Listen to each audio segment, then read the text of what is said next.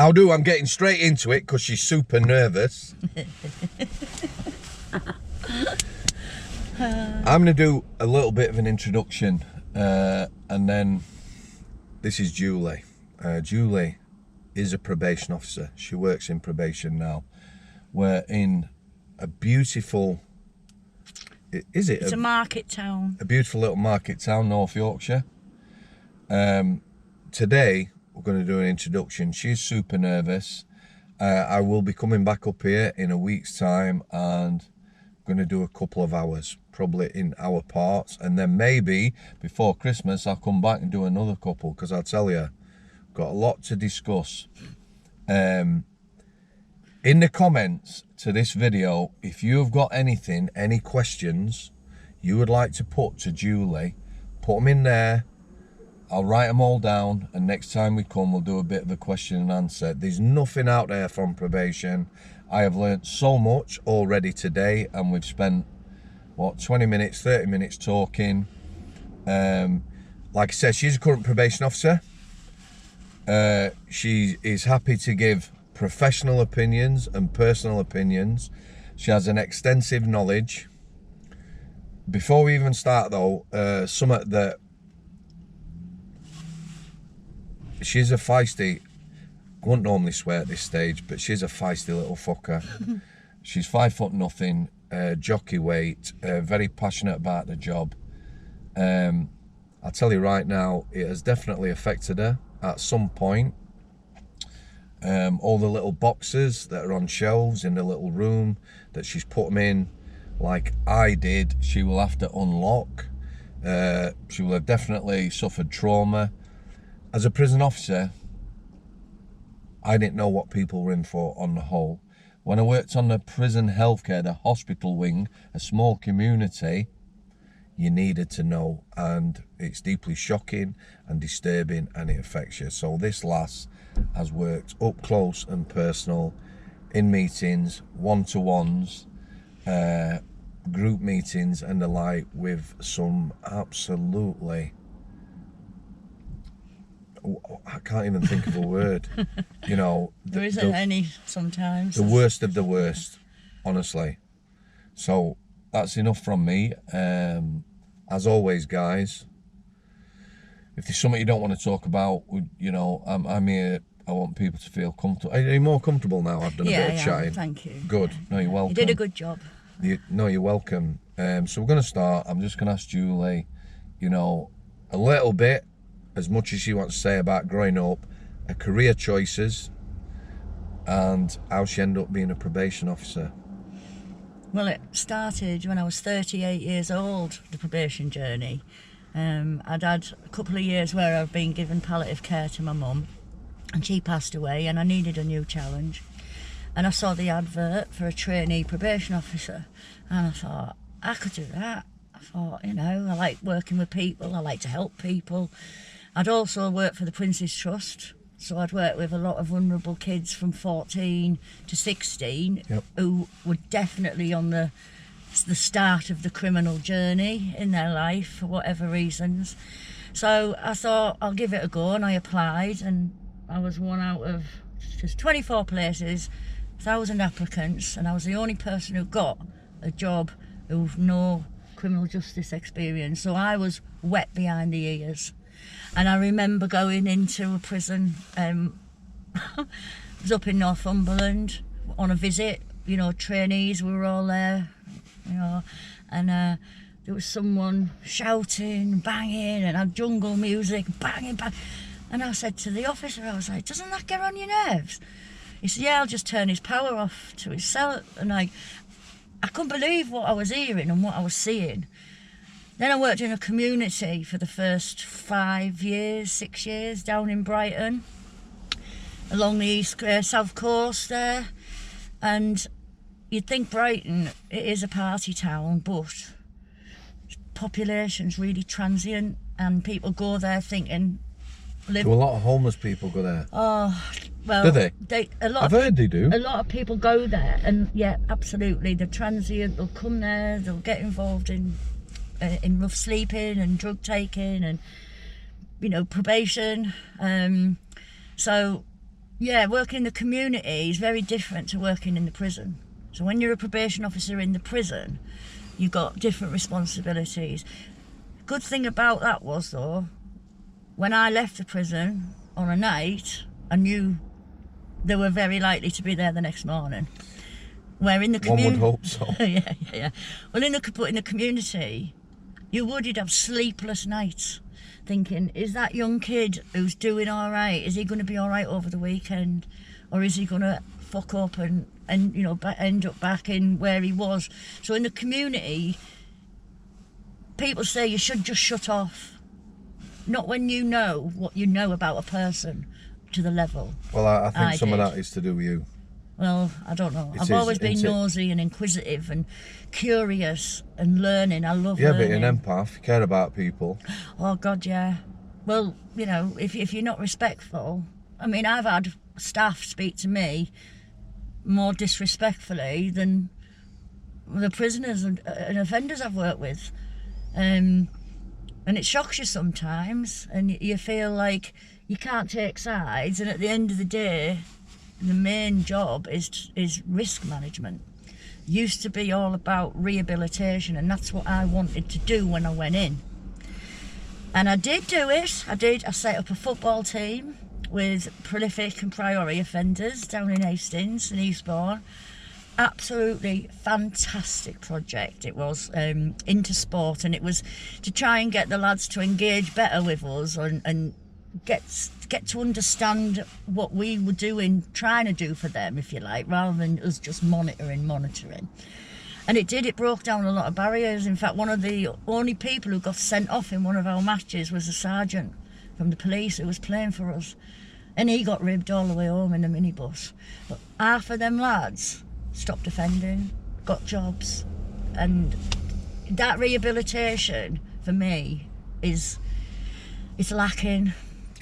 See, you're saying rehabilitation. What that is, it's engaging properly with people, and it's speaking to people, getting an understanding of people, which is as much as you could hope for from prison. Because for me, I've said enough times about rehabilitation. We don't rehabilitate people. People can change. However, being a decent person, speaking to people. Sometimes I'm the only person, and I suppose this happens to prison officers as well, but sometimes you're the only person that person can talk to and offload on. And I find out more about them than their mothers, their wives. They tell me things that nobody else knows. And when you're talking over 15 years while I've been doing it, it must be thousands of people that have told me about their lives, or I've read about their lives, or I've seen what they've done, I've seen what they're capable of. And we're talking about the stuff. You have to be professional all the time, even if inside you sat talking to someone and you know what they've done. And depending on the victim category, obviously, child victims or elderly, vulnerable victims create a lot more emotion when you're working with that person, because, you're thinking what they've done while you're talking to them. And then you question all the time, what can we do? How can we help? And drive myself mad all over it sometimes. Is it difficult to sort of maintain some sort of integrity, to do the job in a professional manner? I'm not afraid to say this. I've been classed as an anomaly by a lot of my managers. Yep. Because you get things out of people that they don't. Yeah. And why is that? Yeah, I don't know. We just talked about this. I know. It's because how you are. I can see how you are. I know. I can see how you are. Right. So, people on the whole, easiest way to say it, we've all met someone who we instantly liked, and equally someone we instantly disliked. There's a couple of prison officers. I didn't know them from Adam. Didn't know the name. Just been in the same room, and I thought, I don't like you, and it turned out to be right. You've got an instinct, but people, on the whole, will react to you. If they feel that's you, it's about you being open, which is very dangerous doing your job. By that, I mean, it's going to take its toll on your mental health. Well, I have to sit there and tell people that, social services have now decided they can't see their children, because social services do their own assessments. We would assess the risk to children in terms of domestic violence in the home. So the risk to the children is more like emotional harm rather than, you know, actual physical. Just for me, because like I say, I'm learning a lot. Just to explain very quickly how you see the role in simple terms of a probation officer. How I think it should be, or no, how? Tell me how you think it should be after. Right. You know, It's stressful. If I was coming for a job now, and you're, why are you laughing? Don't come at me for a reference. What? Don't come. No. What's that about? No. All right, let's pretend I'm coming for a job. Tell me in black and white what my role will be. Being very organised, risk astute, looking for clues about whether they're going to cause harm, recording everything. I used to say if they farted, I'd record it, because if it's not written down, it didn't happen. So you'd be basically just recording, monitoring, and then very little of your time is spent actually sat talking to somebody. Like I say, I used to find the time to go to a table tennis club with them as well, and just have a cup of tea and that. Would have their appointments at the table tennis club. Is that part of your remit, or was that you? No, that was me. And I used to get shunned quite a lot. I used to get questioned because, you know, there was a young lass, I'll give you an example, about being professional, like you said. Yeah. I was walking home through town in Brighton, it was absolutely bollock freezing, and I saw her sat on some steps in a little vest top and joggers, shaking, shivering. And I went over to her and I said, "What are you doing?" I said, "You're going to get nicked for begging again," you know, because that was part of her thing. Yep. She said, "I just want enough for 10 fags," and that was when you could buy 10s. Yep. I said, "How much have you got?" She said, £1.60. So at the time, I think they were about £3 a pack. So I said, "Come on." I said, "I'll get you 10 fags and then frig off home." Yep. Me, thinking I've done something good, thinking I've got her off the streets, she's got some fags, she wasn't asking for money for heroin or whatever. Yep. I goes into work the next day and recorded it. Because if it's not recorded, it didn't happen. Yeah, but I thought I was just being honest, and I felt proud that she'd responded that way. Yeah. She would come to appointments with me, but I got hauled in by a female SPO, senior probation officer, bullied, told I was inappropriate, that I'd have to end up buying fags for every one of my cases, and which is just as ridiculous, you know. I mean, I used to have 120 to manage in the community, high risk, 120 people to make sure that I stayed on track. Wow. Wasn't easy. But I've been in court. I'm pretty institutionalised a bit now. You said that. How many people who you've worked with over years do you think would have recorded that you bought someone a packet of cigarettes? None. No. So, black and white, you've told me. Now you tell me what you think a probation officer should be. Originally, if we did a little bit of the history of how it started, and I'm not a religious person, but originally it was church missionaries that would help people who were on the drink, going off track. Yep. That was and it developed from there. And the original remit was befriend, assist, and encourage. Now it's manage risk, save money, and try not to go have a breakdown, and try and look after yourself. Because I've told you, I've admitted to you already, haven't I? There was times and things I saw that, really fucked with my head. And I've had a bit of counselling. It got cancelled during COVID, so I didn't really.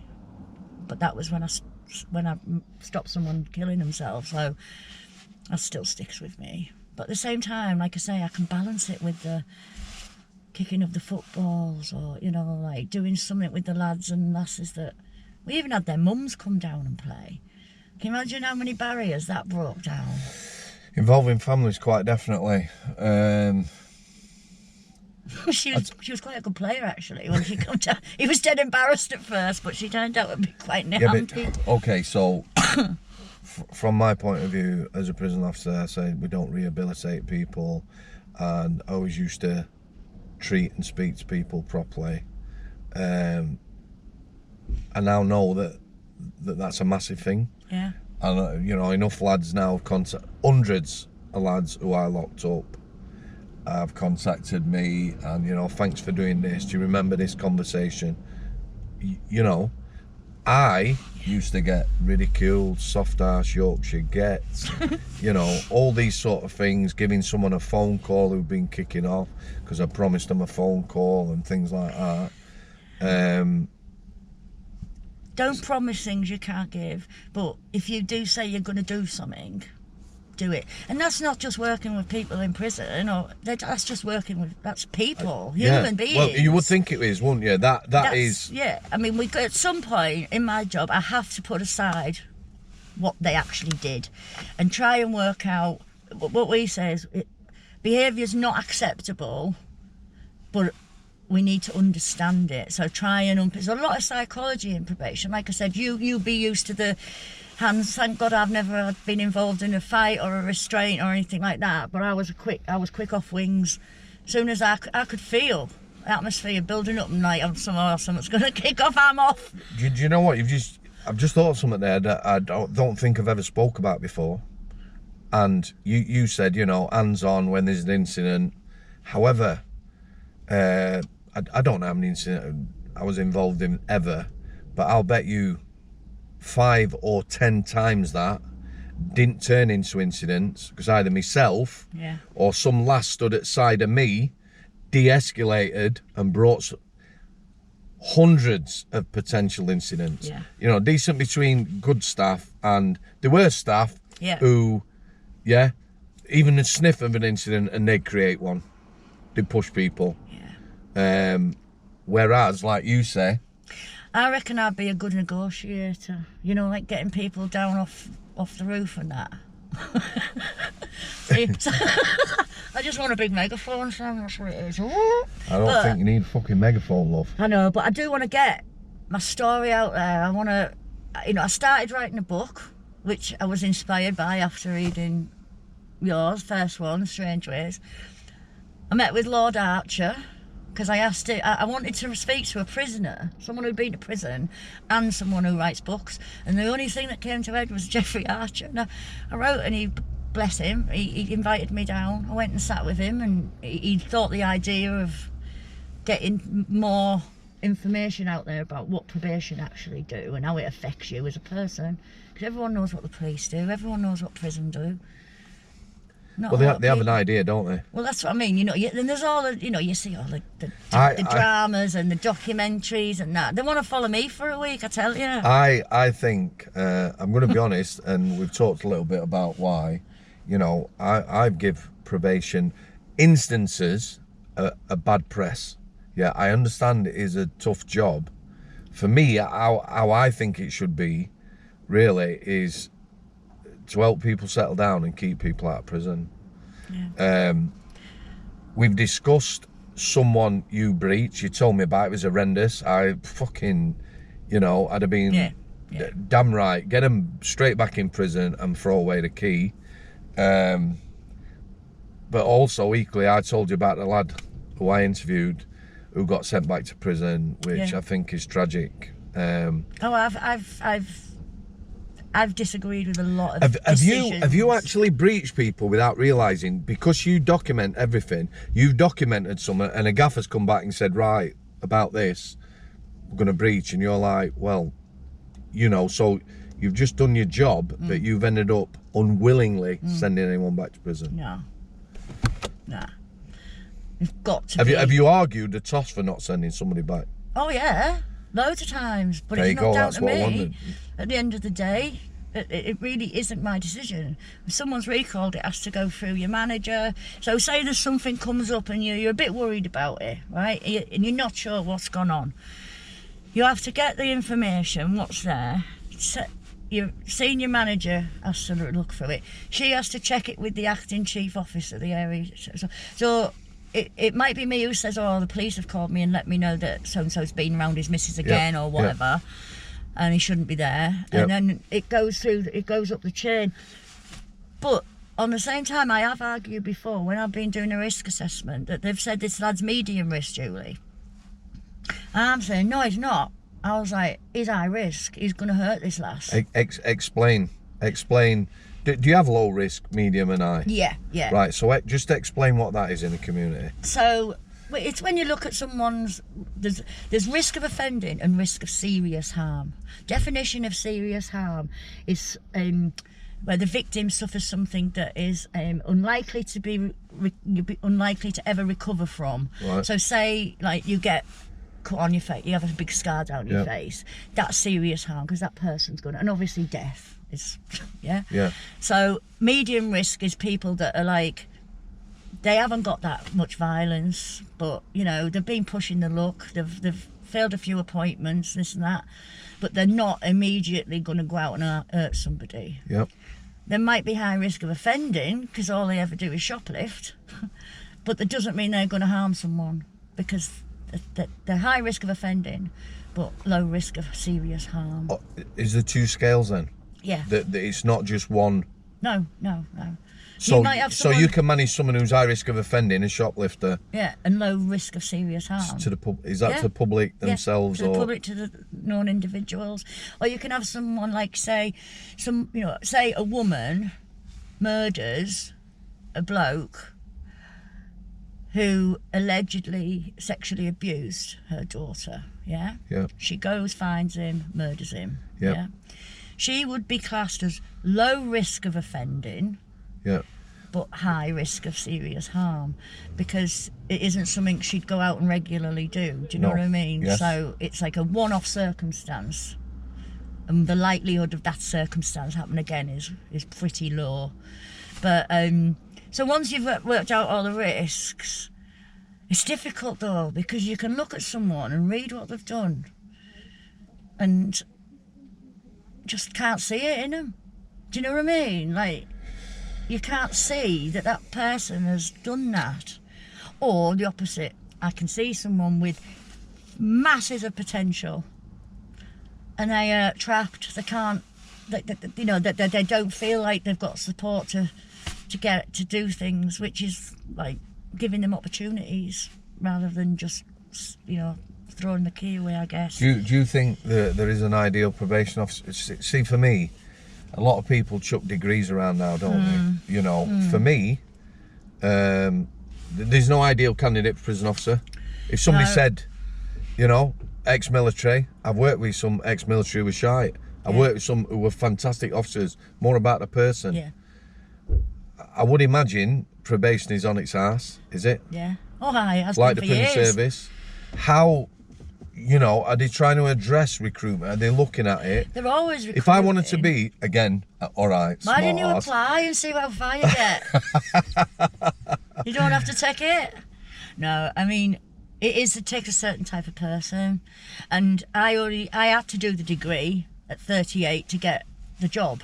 Yep. But up before that, I'd brought up 3 kids. I'd worked in shops. I'd worked at the BBC. I'd worked in the theatre doing costumes. I'd been a musician. I'd managed bands.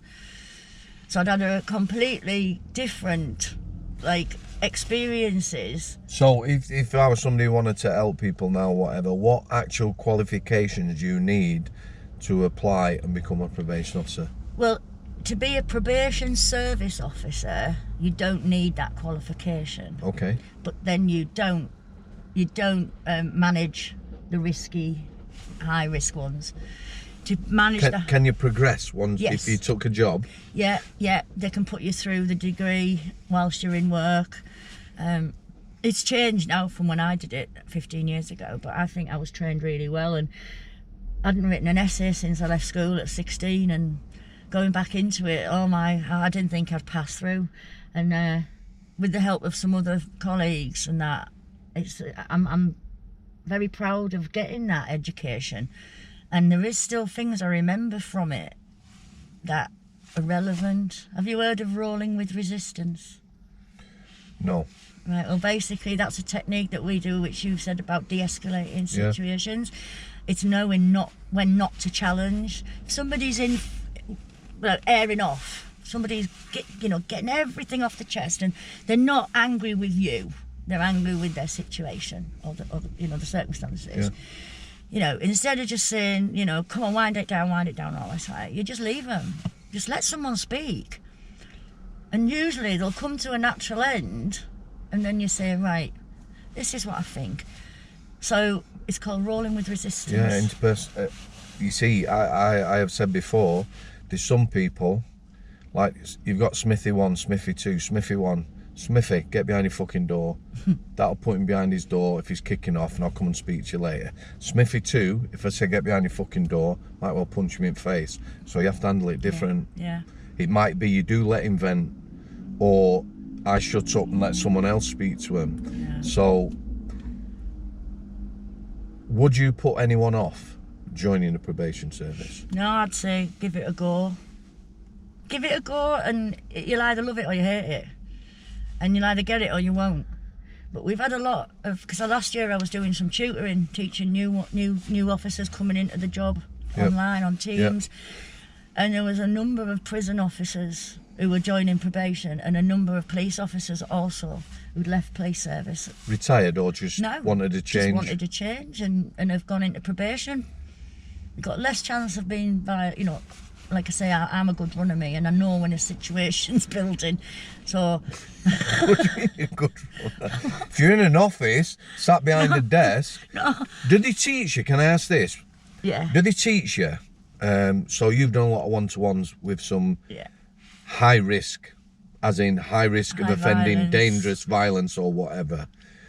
Would you be I know it sounds stupid, this, common sense and that, but would you be in an office behind a desk with them there and then the door there, so if it did kick off, is there anything, is there alarm bells, is there anything? Yeah. It's like if you imagine in a prison interview room. Yeah. Just that, like that. We have alarm bells. Are they cameraed up?